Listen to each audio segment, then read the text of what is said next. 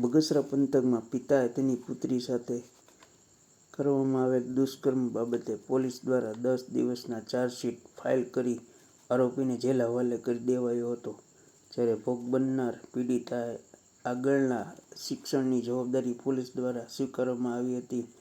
મળેલ વિગત મુજબ થોડા દિવસો પહેલા બગસરા પંથકમાં પિતા દ્વારા તેની પુત્રી પર વારંવાર દુષ્કર્મ આચરનાર હોવાની ફરિયાદ તેના પર ફઈ દ્વારા કરવામાં આવેલ હતી. પોલીસ દ્વારા આ ઘટનામાં નવા કાયદા BNSS મુજબ આ મહત્વ પુરાવા એકત્ર કરી ખૂબ જ ગંભીરતાપૂર્વક 10 દિવસ જેના ટૂંકા જ ગાળામાં ચાર્જશીટ ફાઇલ કરી દીધી હતી, જેના કારણે આરોપીને જેલ હવાલે કરવામાં પોલીસ સફળ હતી. ગઈકાલે બગસરા પોસ્ટમાં પાર્ટ A ખાતે ગુના નંબર 60/2025 અંડર BNS સેક્શન 64, 65 તથા પોક્સો એક્ટની કલમ 4, 6, 12 અને 18 મુજબ રજીસ્ટર કરવામાં આવ્યું છે.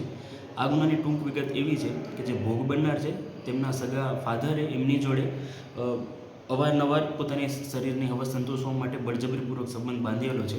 આની ફર્સ્ટ શરૂઆત 2023માં થયેલી અને ત્યારબાદ અવારનવાર એમને જ્યારે પણ મોકો મળ્યો છે ત્યારે પોતાના જ ઘરમાં પોતાની સગી દીકરી જોડે અવારનવાર તેમણે સંબંધ બાંધ્યો છે અને જ્યારે આમની ઓપોર્ચ્યુનિટી એમને નથી મળતી ત્યારે એમને બળજબરીપૂર્વક એમને મારવામાં આવતો હતો.